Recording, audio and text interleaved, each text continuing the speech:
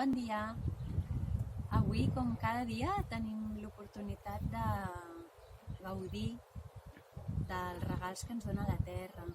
La Terra sempre és abundant, sempre és plena de recursos i només cal que ens apropem a ella amb una mirada de gratitud, amb una actitud serena, de no fer mal, de respecte, i ella ens donarà aliments, medicines, inspiració i molts recursos.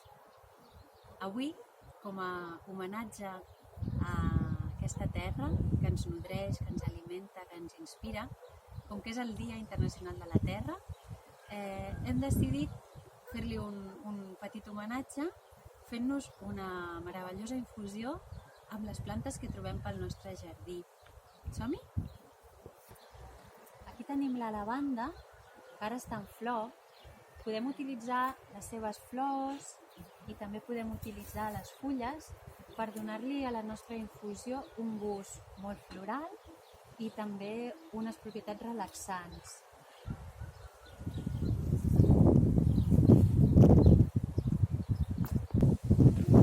Aquí tenim el romaní, una planta molt important en la nostra cultura que estimula i activa la nostra energia vital i afavoreix unes digestions fluides i ràpides, a més de tonificar i activar també la nostra circulació. Una planta meravellosa pel dolor, per la seva olor i per moltes propietats. Aquesta és la sàlvia. És una planta molt bona per les dones, per regular els nostres cicles hormonals. També és una planta molt bona pels problemes de sequedat de gola, de fonia, de dolor de garganta. I podem utilitzar les fulles i també aquestes flors tan precioses. Sàlvia. I aquí al costat tenim la herba o te del pastor. És una planteta que ara està traient les fulles, ara a la primavera. L'olor és molt semblant a la Maria Lluïsa. És una planta digestiva i relaxant. Agafem unes quantes fulletes. Aquesta planta és la melissa, de la família de la menta, de la que agafem les fulles. És una planta també que s'utilitza com a relaxant del sistema nerviós, quan hi ha ansietat, quan hi ha problemes d'insomni, i les seves fulles en tintura són molt bones també per lluitar contra els herpes.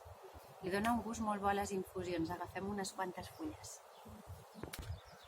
I aquí tenim la menta, molt coneguda, una planta que estimula les secrecions que ens ajuden a fer una millor digestió. També combat el mal alè o l'halitosi, refresca, i és una planta que, entre d'altres usos, és molt bona per combatre el mal de cap i la pesadesa mental, a part de l'olor tan exquisita que té. Aquí tenim la menta i aquí al costat tenim llantén, que no l'agafarem per la infusió, però és una planta que l'utilitzem molt pels refredats, pel dolor de gola i per la mucositat. I ara, amb totes aquestes flors i fulles que hem agafat, les posem a dins de la nostra tetera, que estarà ben plena de vida. Hi posem l'aigua calenta i la deixarem reposar una estoneta tapada abans de servir-la.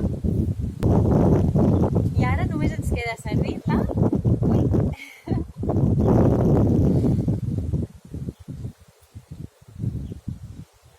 I ja tenim la nostra infusió regal de la terra d'avui.